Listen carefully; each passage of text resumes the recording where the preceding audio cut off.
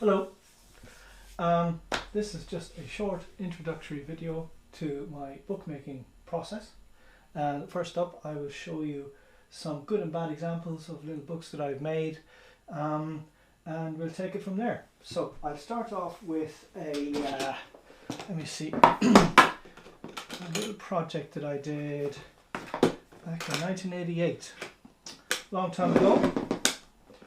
I've been a staff photographer, or not a staff, I've been a contracted freelancer at the Press Association, and I got a little burned out and decided to go home to Ireland to my parents for a few weeks because I wanted to spend some time with with good people at the Wexford Festival Opera, which is a small town opera in Ireland, which is now, you know, become something of an international phenomenon.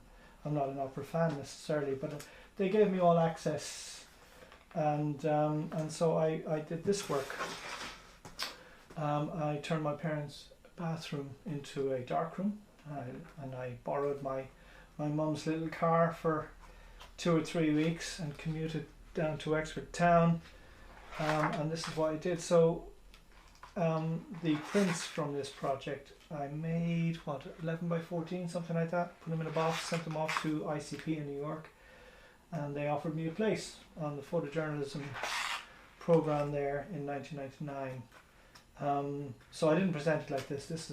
I just put them in a ring binder thing a little bit later, as I was experimenting with ways of, you know, archiving my work and sharing it out. So I mean, this is really old now. They're just black and white inkjet prints. You know, it's a nice way to put books together, I suppose. Anyway, so while I was at ICP, I did my first bookmaking workshop, photobook making workshop there. And prior to ICP, I initially trained as a graphic designer, so I already had some experience with, you know, typography and design and all that kind of stuff. But at ICP, making my own book it just blew my mind. I got really excited about that, and so I made. This is the first book that I published, which I used a service called Lulu for this, and it's really rather naff actually, but poor typeface design there. But this is just me kind of experimenting. Yeah, I have a love of photographing dogs because my mum was a breeder, so I grew up with dogs all over the place, and I've got a sort of a knack for communicating with dogs on the street. And, yeah, so this, you know, it's not great quality. It's very flat matte finish, but you get the idea. So anyway, so that was my first book. Sold a few of these actually, got a couple of nice reviews on it, but it doesn't seem terribly sophisticated all these years later. And then I went on to make a book about, well, here's another version of it, which I did using Blurb, I think. So it's, you know, slightly better quality. My design is a bit more sophisticated, but already it's starting to age and weather. You know, the pages are getting a bit yellowed, so not great. I won't be doing that again, I think. And here is another one I did on US flag etiquette, big project between what, 1994 and 2008, on various prolonged visits to the States. And you know, I've got lots of notes and things in there about how I would improve it. I made these available, sold a handful, but didn't really promote it that much. It was more about me kind of trying to get a handle on my archive, and anyway, you get the idea. You know, all part of the process of learning about making books. Here's another Blurb book on my most recent project called, now called Hinterland, but initially I called it SE26, so it's my immediate neighbourhood. As I say, this is a Blurb book, so it comes with a cloth cover, and I sliced off a patch of the cloth cover and then flush mounted a print on it. So it's a hacked Blurb book. And again, you know, playing around with design. The reproduction quality actually on this was very good. I'm quite pleased with it. So, you know, occasionally playing pictures off each other, you know, like the horizon line moving here, this, you know, considering position and all that kind of stuff. Some pictures just don't successfully pair up with others, but you get the idea. The only problem with this book was that you know, the dogs kind of looking at each other, you know, the line of the road kind of linking up, making interesting shapes, that kind of thing, you know. Same here. So I was doing this kind of thing, which all photographers do from time to time, to see how pictures can play off each other. Anyway, the problem with this book, I think, that's kind of a nice sequence right there. I don't know if it comes up. But the problem with this book is that it's got various different kinds of styles. Some are very atmospheric, some are really kind of basic, cheap gag street photos, and so I wasn't quite satisfied with that. So I moved on. I made a decision that I wanted the Southeast Now Hinterland book to be a very atmospheric experience, and with a lovely flow from start to finish. So none of the kind of cheap gag street photo kind of pictures, which have a place but not in this particular project. So as part of that, then I also decided that each image should have access to the full spread. Rather than playing pictures off each other, each image should be displayed on its own. So when I made that decision, then I realized I had a problem. I had to figure out how to deal with the gutter, because if you look at the blurb books, these are perfect bound, which means that each page is glued at the spine, and so when you fold it over, then you have this big, it doesn't lay flat. So when I decided that each image should have its own spread, then the gutter becomes a problem, because the gutter can actually interfere with important information in the photograph. So then you have to think very carefully about how you position the picture on the spread, even if you do a lay flat book, because there'll always be some kind of interference from the fold. And so I decided then to use the accordion or concertina based design, which is fairly standard practice for art books. And so I went on to using my own Epson 4-color inkjet printer.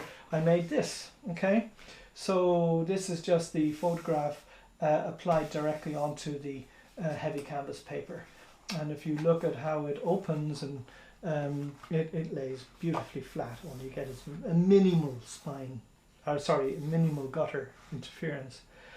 So you take the whole white space, and you have to then think about where to position the photograph such that the gutter does not interfere with the information too much. Okay, so each spread or each photograph will have its own position on the spread, which gives you a lot to play with actually. It also determines how big or small you're going to put the picture, and of course some pictures then will be able to do a full bleed to the edges if putting the gutter right down the middle doesn't detract from any important information. And so this is how it looks. For example, here, you know, this is a perfect example. All the way to the edges, no problem, because putting the gutter right down the middle doesn't interfere with any important information. It's not as if I'm cutting the youngster in half or anything like that, you know, no violence. Same here. Okay, so you get the idea. And in future videos I will be explaining how I make the decisions and how I'll display the book, but also teach you, if you're interested, in how to actually work up your own project. Some things to consider when editing and sequencing the photographs, and how to prepare your files for printing, because in this case these are printed on my own printer. I know how to get the very best out of that printer, but it's a slow process and expensive in terms of ink and paper and so on. So then I decided that I would outsource the printing. So I got my work sent, I decided on after much research, I decided on using XYZ here in the UK. And they did, you know, we had some initial problems with some of the prints. Let me show you what they look like. So these are the spreads that I got back from XYZ. And I decided, in order to cut costs, and because I'm good at the technical, I'm good at the craft side of things, you know, I like using my blades and my knives and guillotines and taping and all that. It's all very kind of therapeutic, and I just love the whole process, even though it gobbles up a lot of time. I decided to send the prints to me direct. So no, they didn't do any of the cutting or folding or anything. They just sent the images up like this with the crop marks as I prepared them. And I used my guillotine and cut them and taped them, split them down the middle, put them all back together again. And I must say the print quality is absolutely magnificent, much better than I could achieve with my own printer. And I think these digital prints from the Indigo printers are just as good, or you know, I don't know, but they are very good, and to me they equate to the print quality I have in my library out there from so many great books, you know. And I think these digital prints really do compare favourably to lithographic prints, which is fantastic, and they just get better all the time. So I will be doing this again, but I think the next time I send a job to XYZ, I will have them cut and fold for me as well. So then I will just assemble, which is very quick. And so this is what it looks like. And the orange sheets that which you saw before that separated the prints, I just use those as my end sheets. Now this is quite tattered. It's a demo version, but you can see when they're all put together, they lay flat, and it works really quite well. This is hardcover, so it's a heavy card with the image again mounted directly, flush mounted actually, because I cut the canvas away and then placed the image in the cutout. But I wasn't entirely happy with that. It's a bit not quite there. Didn't like the typography, and so I reverted back then to handwriting. And to directly mounting on top of the canvas page, and not using heavy card, and doing away with the coloured end sheets, even though the orange did kind of play off the cover image quite nicely. Okay, and so this is what you get. All right.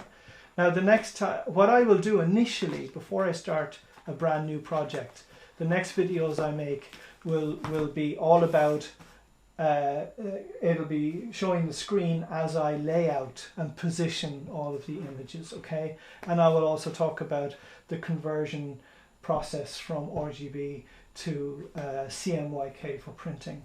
And then eventually I will talk about something that I'm really excited about, is making little books with just your standard 4x6 prints. Now this is a concertina book. Yeah, so it's just the same as the others, except the spine is not fixed. Okay, now this is not this wasn't for a customer, and this is just me experimenting. Okay, and perfecting my techniques.